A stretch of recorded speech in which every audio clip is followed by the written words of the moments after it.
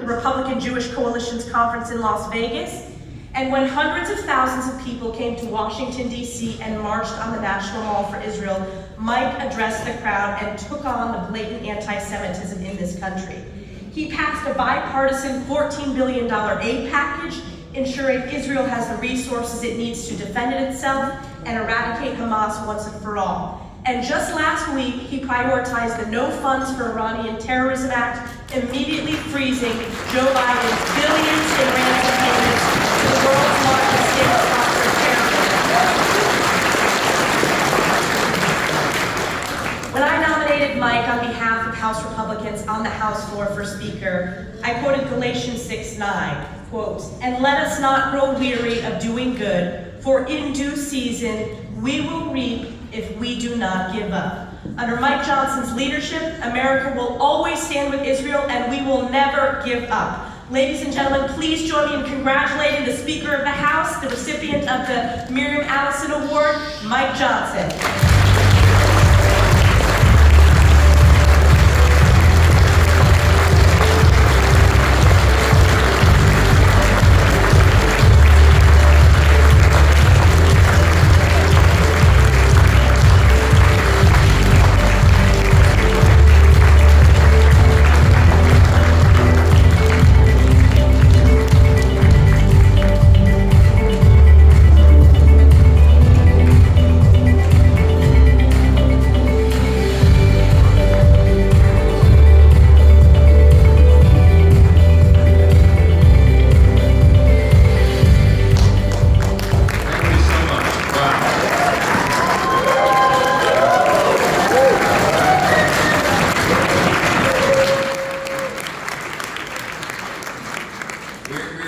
So grateful and humbled to be with you tonight. We do feel at home, as Dr. Adelson said.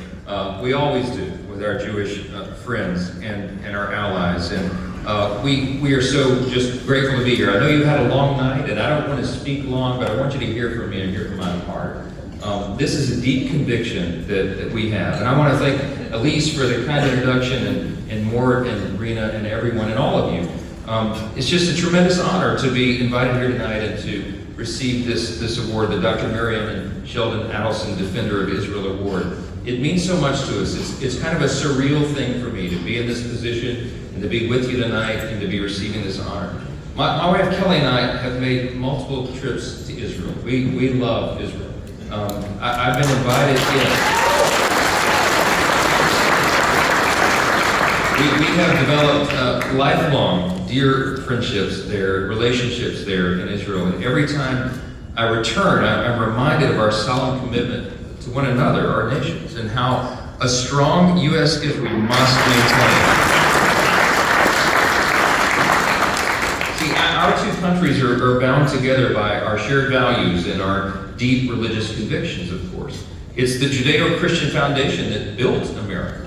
And this is one of the reasons why our nation and Israel have been able to enjoy such harmony and friendship over the years. It's critically important to us for many reasons, not just because of diplomacy and international relations and all the things that bind us to our other allies around the world, but because for so many of us, this is also a matter of faith. And today, we are heartbroken. We are shocked that our Jewish friends are facing an unprecedented level of attacks and persecution, and not since the World War II era have we seen what we're seeing now.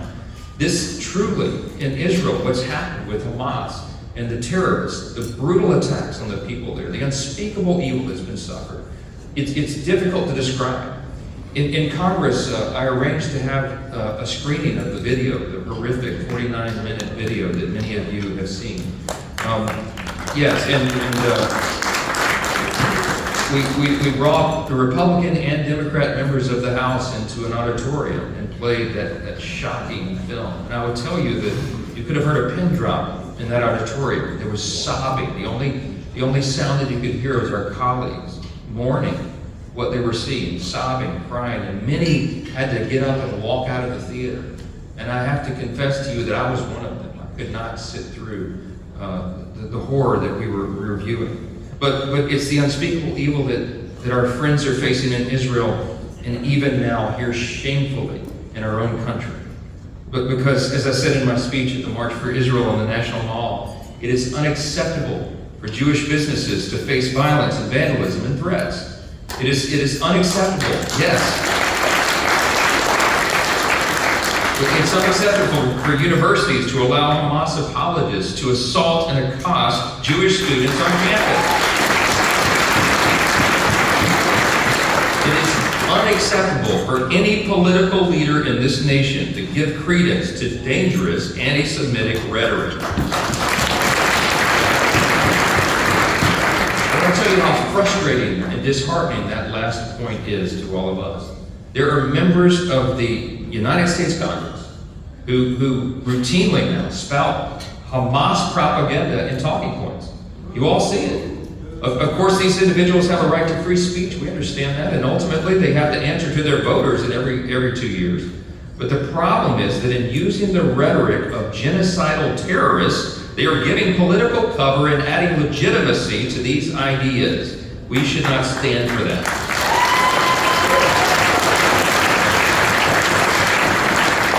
This phrase that they repeat, from the river to the sea, is, of course, we all know, an explicit call for the eradication of Israel.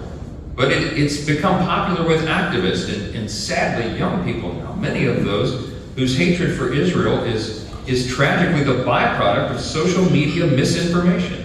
And they simply don't know what it is they're talking about, obviously.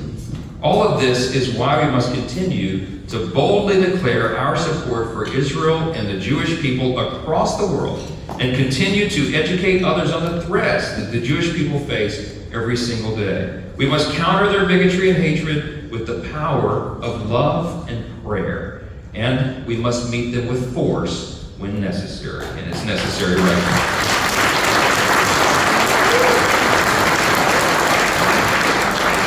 I want you to hear from me, from the Speaker of the House, that in Congress, we will continue to support our dear friend and ally. We have already passed bipartisan aid package out of the House that you heard about. We understood that Israel's right to exist is under threat, and we acted swiftly, right out of the blocks, as soon as I had the gavel, to pass a standalone bill that met their needs and reflected the urgency of the moment. We will continue to thank you.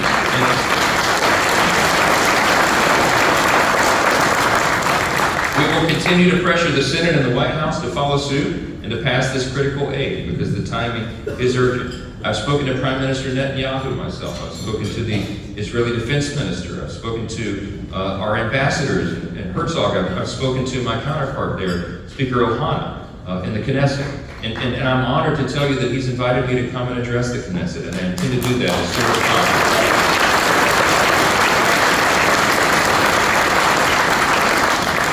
I will tell you this, we will stand with Israel until this conflict is resolved. And I think all of us know what it will take to resolve this conflict.